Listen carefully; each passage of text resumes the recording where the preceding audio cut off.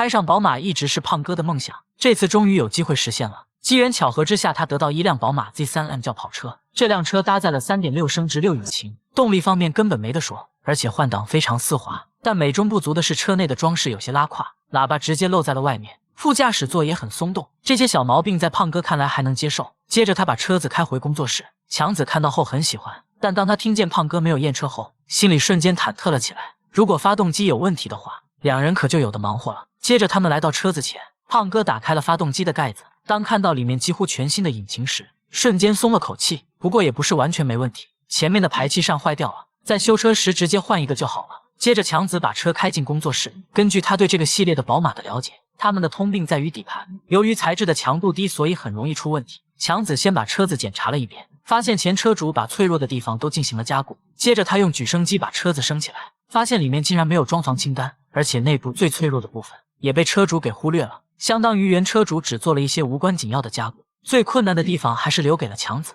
作为有良心的修车人，强子当然要修复这个问题，可由于底盘制作的方式有点特殊，他必须从车内下手，拆掉里面的黑色衬垫后，还要清理掉上面的隔音材料。他用小铲子一点点的刮，完成后来到车底，先拆掉上面的排气系统和隔热垫，接着是传动轴的接头，同时为了防止差速器掉下来，他用千斤顶进行支撑。在拆卸过程中，强子发现这个位置原本应该装一个防倾杆，但因为托架坏了导致杆子松脱，所以车子会上下震动，进而摩擦上面的金属，让原本就脆弱的底盘更加不堪一击，所以他要对下面进行加固。有人说宁愿坐在宝马里哭，也不愿意在自行车上笑。胖哥为了实现宝马梦也买了辆轿跑车，现在强子要对底盘进行加固，他先把上面的固定架切掉，同时为了清除焊点，他换了一个特殊的钻头，这个钻头上装有弹簧，在工作时会和锯头联动，就像一把锯子绕着焊点切割，从而将焊在一起的金属分开。接着强子就用这个小电钻不停地在上面钻动，这个过程他必须佩戴防护镜，不然如果有金属碎屑进入眼睛，那么后果不堪设想。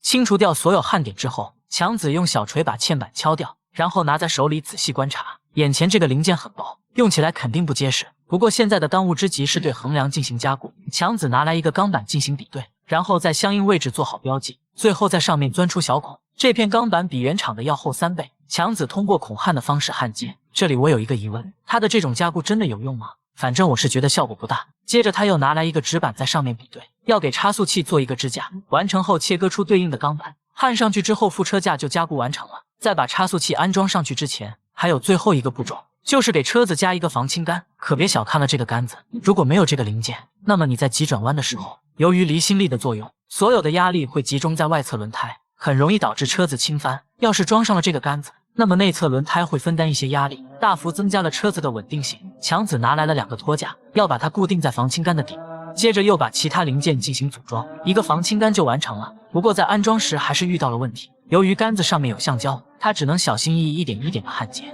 防止橡胶的融化。完成后，强子心里有很大的成就感，现在底盘被大大加强，开起来绝对没问题。同时为了防止加固部位生锈，他还在上面喷了一层特殊材料，在表面形成了保护层。你绝对想不到还能这样翻新宝马轮毂，只需要把外面的轮胎拆掉，然后放到校正仪上面测量数据，如果存在偏差的话，对其进行切割或者焊接，最后放到切削机上磨掉多余的材料。现在轮毂表面已经处理完成，胖哥和老板商量之后，选择把它漆成黑色。轮毂穿过加热炉后，被喷上了一层黑色的粉末涂料，最后重新回到加热炉烘烤。经过几个小时的等待，一套新的黑色轮毂就完成了。现在胖哥要返回工作室，把它们交给强子。此时强子也没闲着，上级底盘加固了之后，他要给车子更换风扇。原本的风扇已经老化脱落，而且在运转过程中有异响，所以强子选择更换一套更先进的。这套零件中最重要的是那个风扇阀，它的巧妙之处在于能根据温度自动选择风扇的开关。其实原本车子就有这个功能，